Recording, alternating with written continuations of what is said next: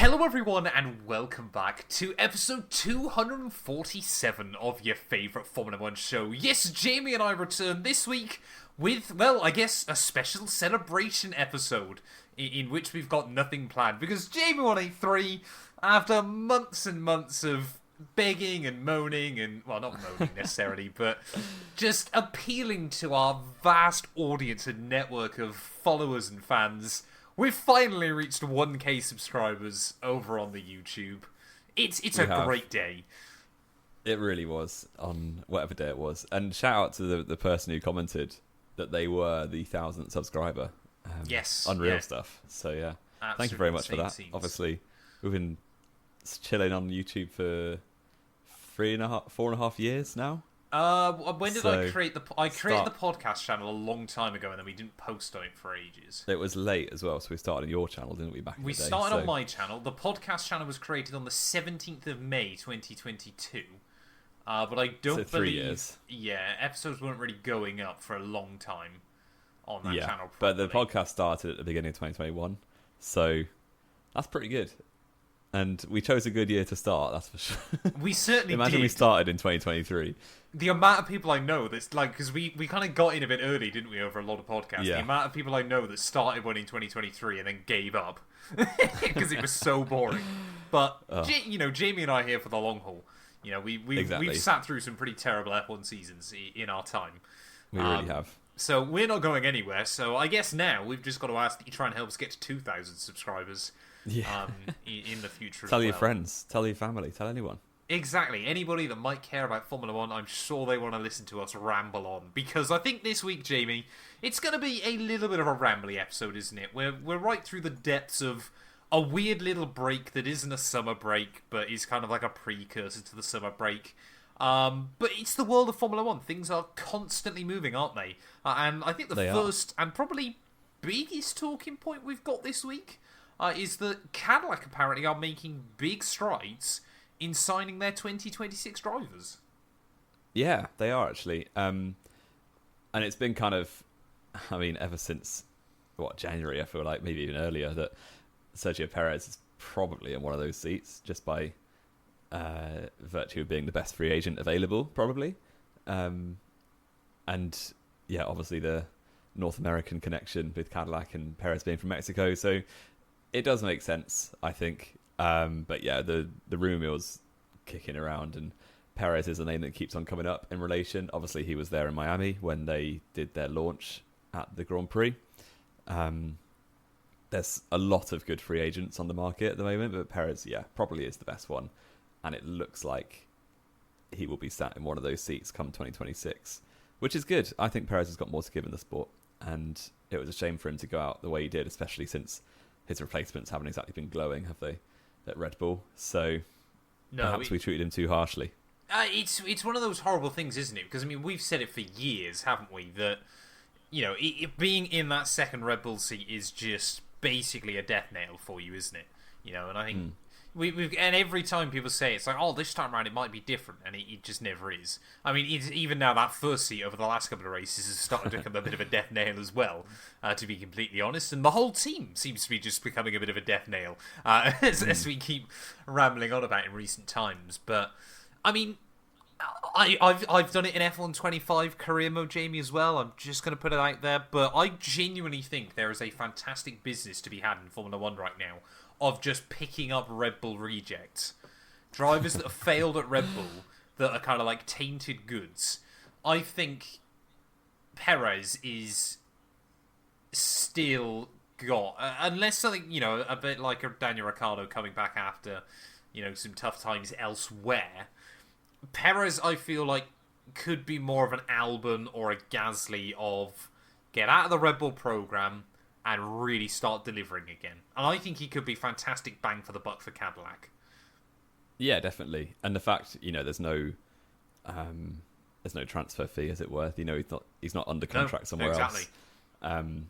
Just makes it quite low hanging fruit for them. And the difference with Perez is that he had a long and successful career before Red Bull. So, come in 2020, we thought he was out, and that win in Sakir on the oval was basically what revived his F1 hopes. And then in 21 and 22, he was very good. And 23, to be fair. He was all right. I think 23, it was he'd the already beginning started of the to end. fall off. Yeah, but 2021 especially, I don't think Max wins the World Championship without Perez as teammate. Oh, absolutely So, not. Yeah, I think it's only really, well, after 4 races of 24, wasn't it? I think Miami 23 broke his spirit when he qualified on pole and lost to Max from 9th in equal cars.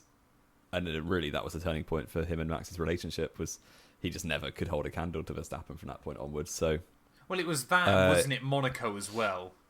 yeah, he had a shocker in Monaco, didn't he? No, sorry, Basically I'm every year. thinking of Monaco 22, aren't I? Even when the trust was broken. Because the Max camp was just adamant that he deliberately binned it. Crashed on purpose. Which, based on what Leclerc yeah. did the year before, or 2 years... the year before, wasn't it, in 21? I don't know why anybody would ever attempt that. I'm still not convinced that's actually what happened either. It's one of those things, isn't it? Especially when you suddenly are in a World Championship winning car. Like, it's near impossible for drivers to stay friends in those scenarios, because your whole job is to beat the other driver, especially in such a dominant car. Yeah, exactly. Yeah, it's why I feel like dominant you look pairings back at don't stay together very long. The likes of when Button and Hamilton were teammates at McLaren, that was slightly easier because they never had a car that was ahead of the rest, so they could actually work together to try and topple whoever it was, probably usually Red Bull, to be fair. But then you look at Vettel and Webber, and that was because they were the lead car. They both thought they were good enough to win the World Championship and fell out, basically. And you see it with Hamilton Rosberg. You're seeing the beginnings of it with Piastri and Norris, I want to say. But a little bit, yeah. I certainly think it's you're seeing the early stages of it, aren't you? It's just what happens in Formula 1. I think people sometimes forget the fact that you've literally got 20 drivers, or 19 drivers and Lance Stroll, that have literally spent their entire lives winning. Like, to Stroll suddenly... won F3. Yeah, but even then, that was team orders. Team orders in round 1 of Euro F3, JB, is absolute... like, the audacity of that is absolutely insane. It is. But yeah, these drivers have given their entire lives to win the F1 World Championship. Exactly. So they're not, they're not going to prioritise remaining friends with a stranger across the garage. Yeah. Like, over winning the championship, potentially. So... yeah, we shall see. I hope the McLarens fall out because it will make it more entertaining for us all. So it'll give us much more to talk about on our road to 2,000 subscribers on the channel. Exactly. Who do you think's getting a second Cadillac seat? Well, this is exactly what I was just about to say, because the other rumor at the moment as well, and I genuinely think this will be a banging lineup, is Valtteri Bottas. Yeah, I saw that. If Caddy can hook that up, Perez and Bottas, I think they have got a wildly underrated driver lineup. Yeah. What would that... have they got, like, I want to say 17 GP wins between them? I've got to be about that, hasn't it? And countless podiums. Had 10. Yeah. And both of them, well, their teammates have won 9 World Championships with them as teammate. Yep. Which 8. is a bit mad. 8, isn't it? 4 each. Hamilton didn't... I thought Hamilton won 17, 18, oh, 19, yeah, it's only 4. 20. Yeah. 21, I 4 suppose. each. That's so crazy. 5 for Lewis, 3 for Max. I wonder who'd be the number 1. Or because they're both so used to being number 2. This is the fascinating thing, isn't it? I don't genuinely believe Cadillac would play the number 1 role, but actually, what would be fascinating is who would do better. Yeah, I would be so intrigued to see which driver would perform better, because they've I feel like Perez has more experience in different cars, doesn't he? As in Bottas only drove a Williams and a Mercedes. Yep. Only Alfa Romeo. And Sauber. I forgot that he went there for a few years. I think it'd be fascinating. Yeah. I still get the feeling it won't be both of them. Well, this is the thing, isn't it? Because we spoke about it a couple of weeks ago that Alpine apparently want to get Bottas in alongside Gasly. I'm going to make the assumption that if Bottas doesn't go to Alpine, it's because he's already got something in place with Cadillac. Because let's not forget, Bottas did that funny Instagram thing a few weeks ago of someone, Bottas, have you seen my car? Oh, a Cadillac, yeah, that's quite nice, isn't it? I quite like that. He was like, nice seat, or whatever it was, wasn't it? Yeah. I don't know. I get the idea of 2 experienced drivers for a brand new upstart team. Obviously, Graham Loden is in place as team principal, who was brought Manor into the sport Yep. with mixed success. I think they lasted longer than the rest of them, but they certainly did. They never got up to much, did they? Really? It's always one of those things I would be so intrigued to know with Manor. And this was actually something else I was thinking about a few days ago, Jamie. Of obviously when Haas came in, that effectively pushed out Manor. Well, it pushed out. It was either going to be Sauber or Manor that drop off the grid. Exactly. Based on who finished 11th in the championship. Pretty much. In 2016. Pretty much. Could we see the same thing with Cadillac coming in? That it pushes someone out? Yeah, I think there's a lot of money in the sport now, generally. So, and I think they've adjusted the Concord, I want to say. They have. So all teams, I believe, back in the day, do get prize money. 11th and below got no prize money, which is just brutal when your 10th place finishers getting like millions. Yep. So I think the adjustment, which is why the team principals were so against an 11th team, was because the cake's getting sliced thinner now, because prize money will go to 11th place. So, but on the other side of that, Cadillac have also had to pay in, so that covers the next 10 years worth of that slightly smaller percent. Because effectively, you're going from, in simplest terms, 10% down to 9.1%. Like it's roughly. Yeah, it's like. But then all the teams' budgets, or something, isn't it? All the teams' budgets work. They're pushed to capacity, aren't they? So if you're just taking off even at 0.9%, a Ferrari, a Mercedes, a Red Bull, a McLaren, they aren't the teams that. No, they aren't. Yeah. But the one I'm thinking of was James Vowles was pretty vocal against it at Williams. So yeah, and they probably are going to be a little bit affected. But then they're probably going to finish 5th this year, so it won't bother them at all. Hopefully so.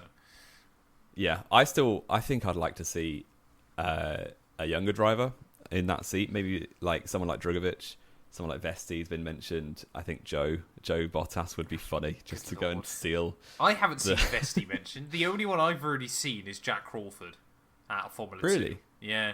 I haven't seen that at all. Yeah. But yeah, they've got the pick of the bunch, really. Or pick of the bunch who aren't already in the sport, at least. Yeah, this is the weird thing, isn't it? It doesn't feel like there's any current drivers in talks with them.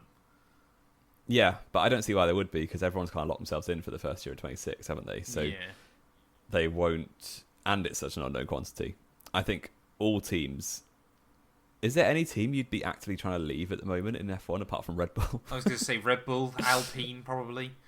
But Alpine, even they've got a Mercedes engine to look forward to. Yeah, I suppose, yeah. Yeah, I mean, it's just... I mean, let's be fair, you haven't got to worry about leaving Alpine. They're just going to sack you They'll at some sack point. you anyway, exactly. Unless your name's Pierre Gasly. Which, to be fair, Pierre Gasly doesn't deserve to be sacked. Maybe I'm he's doing salty very about well. Pierre then. Colapinto is apparently staying, Jamie. For now. Well, as in we've heard no news, so I guess from his point of view, no news is good news. So Probably. He probably will be driving that car until the summer break, which is 2 races away. Yep. If he crashes in one of those 2 races with a driver error, that's probably it. I reckon that'll be curtains, yeah, if that happens. Yeah, and the writing is definitely on the wall, isn't it? And it feels a bit like what we have with Logan Sargent. Or Jack Doohan, literally this year. Yeah. Was Logan Sargent only a year ago? I guess he 23. was. No, it was 24, wasn't it? 23 and because he was half sacked of for Colapinto. This is how it all started. Yeah. Wild, isn't it? Absolutely wild. Crazy. So, if you had to predict right now, Jamie, who are you saying is Cadillac's lineup for next year? 2 drivers. I think... I want it to be Perez Drugovich. I think it'll probably be Perez Bottas. You want it to be Drugovich? Interesting. I think he deserves a shot. Every time he's done practice, he's been on par with the other 2 Aston Martin drivers. So I think that's not that interesting difficult. You've got a pensioner and Lance Stroll in the car. But even so, they're decent F1 drivers still. Alonso's a very good F1 driver still, especially in race pace. Saying that, he's not been out qualified in a year. So No, but again, it's Lance Stroll. It's a pretty low barrier, isn't it? And I think this is the weird thing, though, isn't it? Because again, and I know we've ranted about it a few times before, and I don't know whether you watch much Formula 2 anymore, but I still try to pretty much every time I can. When are they going to fix the issue that Formula 2 is no longer anywhere near a good barometer for Formula 1 speed? Yeah, it's strange, isn't it? I'm gutted as well, because for the first time in ages, I didn't manage to watch the sprint in Silverstone. First time Fornaroli wins in the Formula 1 official feeder series. I was gutted with that. Yeah. Was it an F3 was funny, wasn't it, when they were all on slicks or dry or wet? Sorry. Oh yeah, there was half and half, yeah. And then they just red flagged it anyway. Yeah, the rain got pretty mental. So yeah, I think we've seen in F2, haven't we? I think the most impressive rookies this year have Alex been Dunn. Absolutely. I'm thinking F1 rookies who Oh, were sorry. last year. So yeah. Probably Hadjar has been a standout. This is the thing but Hadjar's done very well as a standout because I don't think people expected him to do that well. Yeah, like all of but them. He also finished second. Yeah, all of them, I'd argue, with the exception of Doohan, of course, and now Colapinto, have done better. Pretty well. I think. Yeah, or at least have done well or better than expected. Because obviously your Behrmans and your Antonellis were very hyped coming in. If anything, Behrman has been slightly disappointing more recently. A couple of really silly errors. Unlucky. He's been unlucky as well, but a few silly errors. And also the points discrepancy between him and Ocon should not be as big as it is. Is it that bad, is it? I completely forgot. It is quite bad, yeah. Behrman's like 18th and Ocon's 10th in the championship, I want to say. Fair enough. But yeah, they always qualify together, and Behrman tends to get no points, and Ocon gets a few points. Yeah, Ocon's on 23, Behrman's on 6. Yeah, I thought Behrman had more than that. I guess when Behrman has scored, it's normally like Bahrain, for example, was a really good drive. I mean, to be fair, he's only 4 points behind a Red Bull. He's doing all right. Well, that's what Ocon's 17 points ahead of Red Bull. He's also 142 behind the other one, so there's swings and roundabouts. Yeah. Speaking of Haas, Gene Haas drove a Haas at Goodwood. Did you see that? That was quite fun. He did, yeah. I tell you what, Haas. Now they've finally got some Toyota money in. It's great to see them actually be able to do some fun stuff for a change. Yeah. Not just selling boats on Drive to Survive. That was a bit cringe. Yeah. But yeah, that was quite fun. Eri Komatsu was there as well, as the two drivers are both there. And I think it's a good sign because Gene Haas, obviously he was heavily involved at the beginning of Haas's life. And then when they had a bit of a dip, when they signed Mick Schumacher and the other one, Mazepin, they kind of dropped off the radar. Or Gene Haas did, didn't they? So it's nice to see him back. He has also had a lot of problems with his NASCAR team in more recent years. And then all the stuff about apparently supplying Russia with things. Yeah. So he has had a few other bits on his plate more recently. But it's nice to see him caring about the team again. They're definitely on an upward trajectory. Even though they are probably going to finish 9th or 10th in the championship this year. Yeah. But the focus has got to be on 26 now, I think, sensibly for them. Also, Jamie, we're talking about Haas. I don't know if you saw this. I think it's next month they're going to be running their first ever private test in old machinery. They're going over to Fuji. I assume it's going to be Toyota doing all of it. But that's quite a landmark moment in a really weird way for Haas, I think. And having Fuji Speedway back is what a racetrack that is. Yeah, fantastic. I honestly, I know I've said it before on the podcast, I think Fuji and Suzuka should either run alternating or back-to-back weekends. Because I think you could get enough. I think you could get enough Japanese support that you could host 2 races. Running back-to-back weekends. To have 2 Japanese races. Yeah, but you don't need to drop anything. You just leave. Like, we've got a 2-week gap now. Just move everything a week back. They've basically put a limit on the number of races. We're stuck on 24, which is good. I think that's probably 1 or 2 too many. Run a Wednesday night race at Fuji. That would go hard. Imagine that Wednesday, because obviously it'd be Wednesday afternoon here. That would be so cool. Oh, well, when everyone's at work, fantastic. No, I wouldn't be. I'd be watching. You wouldn't be, true. Exactly. I'd be watching as well, realistically.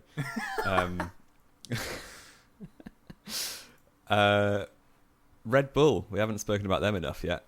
No. The downfall continues. Max Verstappen. Ralf Schumacher is weirdly on it when it comes to Red Bull news. I don't know what source he's got. I assume he's trying to cover off funds to make sure his kid can still race like F3 or something. I don't even know. Maybe it's Jos Verstappen. Anymore. They were teammates, weren't they, at one point? Were they? They probably were, like, overlapping oddly, but were they? Are you sure? I can't think of it where. Maybe they weren't, but they were definitely on the grid at the same time. Yeah. Ralf Schumacher announced to the world that Max Verstappen's private plane was about to go to Sardinia, which is where Toto Wolff was going as well. And then some Reddit users found Verstappen's private plane on Skyscanner, and it was. And there they were, Toto and Max having a little meeting in Sardinia. So that is interesting.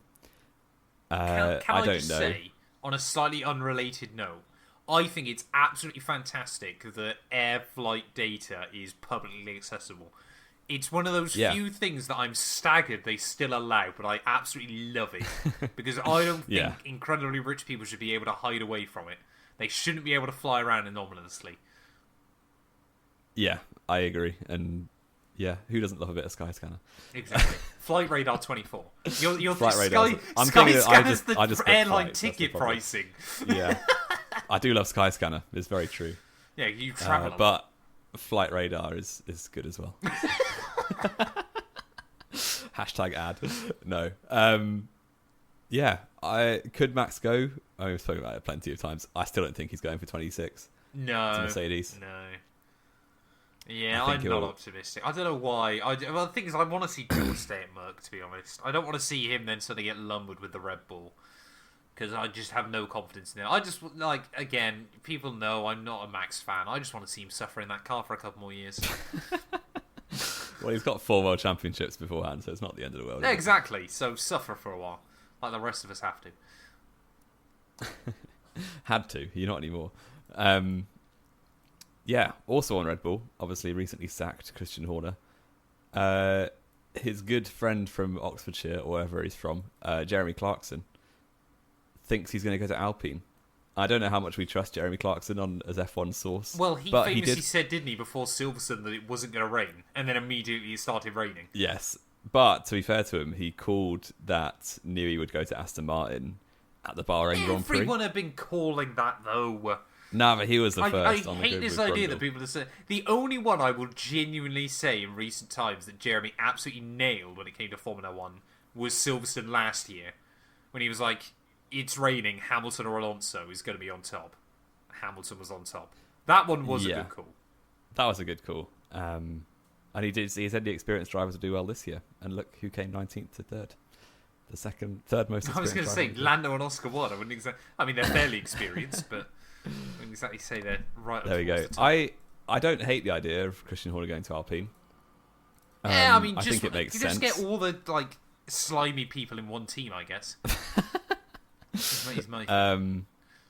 Yeah, I don't think he's done with F1. He's still relatively young in terms of team principles. So is he anymore? Really? We'll probably see him back. He must be in his 50s. Yeah, I know, and I'm trying to think. Most team principals are 50s or younger now. We don't really have an old person team principal anymore. It was always Franz Tost. He's 51. He's 51 to Christian Horner. Fair enough. So he's a bit younger than Toto. He's a bit younger than Freddie V, isn't he? Yeah. But Freddie V's just great. He just gives off great granddad vibes. Yeah. We love He Freddie really V. does. I could, if we could have a guest of any of the team principals, for content, I would like James Vowles because I think he's excellent at communicating. But for vibes, it would be absolutely. Fred it would be incredible. Absolutely incredible to get on. If you could have anybody, Jamie, who you just think would make for a great podcast episode from the F1 world on the show, who would you go with? To be honest, it would probably be someone like Mark Webber or David Coulthard, just because I think they're really interesting. Yeah. And they know know what podcasting's about, and they would tell you the right things. Does Mark Webber? Mark Webber's been on a few podcasts. Yeah, I suppose. Yeah. DC definitely, I think, would be an interesting one. It's one of those ones, isn't it, where you want someone that was in the sport a while ago because we just want to ask. Well, if DC came on, you wouldn't have any idea because you never remember whenever he's won. 0-time race winner. But Martin Brundle too would be excellent. I think he would be. He's a great communicator. Absolutely. Or Lewis Hamilton, if you're listening. Yeah, Lewis. He was gone wild on Twitter yesterday. That was quite funny. He just decided to log in for an hour and just have some fun with it, which is always great. But yeah, Lewis. Remember when he discovered Google Maps? Yeah, that's always incredible. That's always brilliant. Jamie, do you want to do your quiz? Yeah, let's do it. I feel like we're rambling a lot. We are rambling. Let's get some structure. It's a proper rambly episode. No, this is going to be a rambly quiz for you as well, sir. Don't you fear. Oh gosh. Okay. Don't you fear. So I thought about this quiz. It must have been about a week ago. Actually, you're not going to be on a time limit. You're all right. Okay. It's going to be a simple until you get one wrong. Yeah. You have to name me every Formula 1 world champion except any that won back-to-back championships, but only if it was exactly 2 back-to-back. So if they won 3 in a row, they're fine. If they won them sporadically, it's fine. You just need to name let me ask a clarifying question. if they won 2 back-to-back, The way and I then should have 5 worded it- back-to-back, So the way Does I that should have count? worded it is they didn't win exactly 2 championships in a row at any point. so Michael Schumacher counts as an answer. That's all I'm asking. No. He doesn't. No, because he won At any 94, point. 95. As long No, as... but he then won 5 more. No, yeah, but he won... all I'm saying won is as two- long as okay. they never won exactly 2 in a row... 2 in a row. Okay, They're so we're going to fine. Sebastian Vettel this. Let's go. Okay. Right. There's 26 answers. Max Emiliano Verstappen. Correct. Uh, Yeah. Lewis Hamilton. Incorrect. That's 1. You're out. Sorry? 2014-15. Oh, flip it. I thought that would catch you out I thought as he did well. 1 and then 6 in a row for some reason. What an idiot. All right, restart. Run it back. No, you're getting scored for 1. I'll let you carry on. But I'm you're carrying getting on. scored for 1. That's What a incredible. fool. The thing is, when I thought of this quiz, I was like, I reckon Hamilton would catch him out, and he's going to be really annoyed with himself. Why did I think that? That's so dumb. Okay. Nico Rosberg, of course. Oh, that might genuinely be the best moment we've ever had. That's right up there with who was it without eyebrows? Nico Rosberg without eyebrows. Oh, yeah. I still Very, think very about that good. regularly. And Britt Ferrari driving in his Ferrari F4 as car. well. That's not Nico a real name. Rosberg. Nico Rosberg. Yep. Sebastian Vettel. I'm going to have to be really careful now. Yep. Jenson Button. Correct. Not Lewis Hamilton. Not Lewis Hamilton. That's so funny. Kimi Räikkönen. Correct. Not Alonso. Not Schumacher. Not Hakkinen. Jacques Villeneuve. Correct. Damon Hill. Correct. Oh, this is confusing. Did Senna or Prost ever win back-to-back? I think they both did. I think they both did it. Prost won 93, 90, 89, and 86, I want to say. So obviously 89, 90 was back-to-back. Senna won 88, 91, and... Maybe Senna didn't. No, 90 and 91 he did. Nigel Mansell. Correct. Nelson Piquet. Correct. I think he got 3 individually. Yeah, Yeah, he did 3 separately. 81, 83, 87, I believe. If I 7, remember yeah. correctly. Nicky Lauda's were all independent. Correct. 75, 77, 84. Alan Nope. Yep. Alan Is that Nope. his name? Is that Alan Jones? Did he win a championship? He did. Correct. Early 80s always just does me in. Keke Rosberg. Correct. Phil Hill. Correct. He's in the 60s. He's I just getting jumped back. sporadic now. Graham Hill. Correct. Only won 1, I believe. No, 1, 2. Oh, he did Because they win were 2. quite far apart. Farina. Let's go all the way back. All the way back to the real OG. Correct. Fangio won 1 and then 4. He did. Correct. Ascari won back to back. Mike Hawthorne. Correct. Um, You've got 1, 2, 3, 4, 5, 6, 7, 8, 9 still to go. I believe Jackie Stewart didn't win any back to back. He didn't. 69, 71, 73. Yeah, Or 67, 69, 71, I think. something like that. Yeah. Him and Fittipaldi just decided to keep swapping them over for a while. Emerson Fittipaldi, thank Correct. you. I'm James Hunt. I haven't did him yet. Yep, correct. This is quite difficult. You've only got one multiple world champion left. That was going to be your original quiz. I was just going to make it multiple champions that. Well, I still would have got it wrong exactly immediately. back-to-back. Well, yeah, exactly. I'm just trying to channel Sebastian Vettel. I've watched that video so much.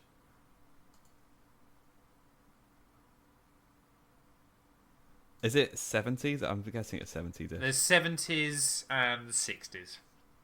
Okay. I believe. And maybe one from the 50s? No, 60s. 60s and 70s. Okay. All you got left. You're literally missing 5 single-time champions and 1. Jack Brabham. Incorrect. Oh, well, there we go. I'll call it that. Jack Brabham won... He won 3, but I guess... 59 and 60. And then 66. Oh, that's a shame. Yeah. So, I think one's going to... The multiple champion, I think, is going to surprise / annoy you. I always forget whoever won in 1970. Or was that Alan Jones? Did I get him? 1970 was, in fact, Jochen Rindt. Oh, of course. And Jody Scheckter. Champion. Oh, you set me off. You forgot Jody Scheckter. You forgot Mario Andretti, Denny Holm, and John Surtees. All single-time champions. Yeah. The one that I thought I was really intrigued to know whether you would get or whether you wouldn't. Jim Clark. Obviously, only a 2-time world champion. 63-65. You also managed to get Alain Prost and Senna right, but completely forgot which years Prost won. I don't know which 3 you gave me and which 4 you gave me, but it was terrible. So Prost won 93. Yes. Definitely. I said 86, 89 and 90. Yeah, but I don't know if that was right. He didn't win 90, because then you also said Senna won 90, which was correct. Prost won 85, so it was 88 and 89. 86. No. 85, 86, 89, 93. Wow. In my head, Lauda won 85, but I guess that was 84. No, Lauda won 84, otherwise Prost would have won 3 in a row. Ah, there you go. Well... But you still only got 1. Which I only got 1 good. point. I can't believe that. That was terrible. Like I said, I thought that would throw you out. The fact that I love Nico Rosberg and I just forgot that he interrupted forgot which run. year he won was brilliant. Well, apologies to the viewers for messing up that one, but we did terribly. a good effort anyway. You did. You got 1 point. That might be. I think that's up there with one of the worst ones we've done in a while. Have we got anything else to add though, Jamie? I think we've smashed everything we wanted to. It's been a fairly rambly one, but a good one. Yeah. I don't think we've got much more to add. No, I think Wimbledon final was good. Yeah, nobody really cares though, do they? Am I right? I mean, let us know, viewers. Matt's uncivilized and doesn't watch any tennis. Why would I watch tennis? It's just. Did anyone in the comments watch Wimbledon? I did. I'm sure some people did, but it's just. What I don't get about tennis now, Jamie, is I swear for a while it was only the women that grunt. Why now do the men grunt as well? Nah, not everyone. It's just all grunting. Sabalenka just does it. That's her thing. But most people don't. So. No, every single one I watch grunts. They just all are like, every time. It's really annoying. You try and hit a ball at 100 miles an hour without grunting. I'm sure I could. Well, not quite 100 miles an hour, but I'm sure I could hit a ball without grunting. Yeah, you probably could, but you wouldn't be winning the Wimbledon final. So no, probably not. Liam Lawson was there. That's related. Liam Lawson was there. Well, I saw a few of them there, weren't they? Daniel Ricciardo was there. Court. I love the fact people are sad that he's not coming back, even though he's literally there going like, I don't want to. Yeah. He's living his best life down in Perth, isn't he? He certainly is. He said, "Why would you want to leave Australia again, man?" I'd emigrate. I'd emigrate tomorrow. We're getting off track though, Jamie. Thank you all, as always, so much for listening. Make sure, like we said, get yourself subscribed, leave a like on the video. It really does help us out. Follow us on, obviously, all that good stuff. Apple, Spotify. I think we're on Spotify as well, aren't we? I can't remember where we're even at. We're on Spotify as well. You do the editing, have you? I do all the editing, but then it's all automated about where it goes to.